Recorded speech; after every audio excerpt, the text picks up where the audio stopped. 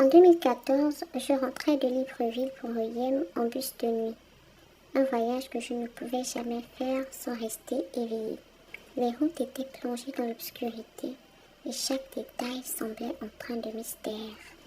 Alors que nous approchions de Njolé dans le Moyen-Ogooué, le bus prenait un tournant. C'est là que j'apercevais une jeune femme. Elle avait le teint clair, était dans la vingtaine et portait une mini-jupe plissée rouge avec un débardeur bleu ciel, traînant un trolley.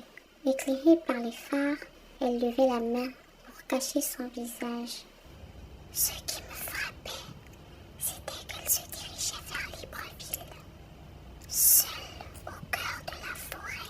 Intriguée, je ne pouvais m'empêcher de me poser des questions. Que faisait-elle là, à cette heure-ci? Une angoisse grandissait en moi. Nous arrivions à Njolé Centre et le temps semblait s'étirer.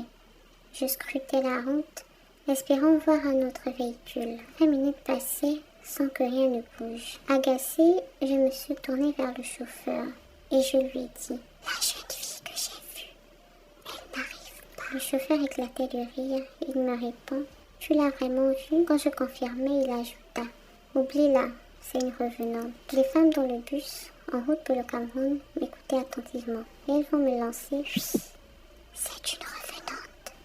Elle a été là où nous l'avons croisée. Elle doit l'emmener.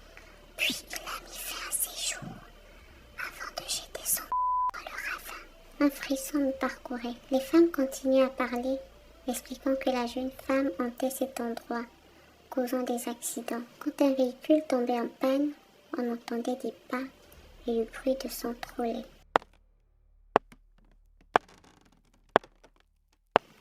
À cet instant, tout s'éclairait pour moi.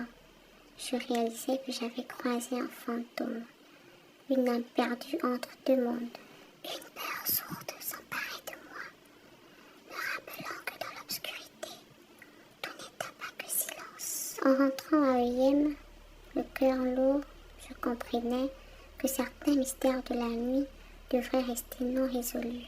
Sois vigilant, car la nuit cache des secrets. Parfois, il valait mieux ne pas regarder trop près. As-tu déjà vécu une histoire similaire? Dis-le nous en commentaire. À très bientôt, la conteuse Gaboma.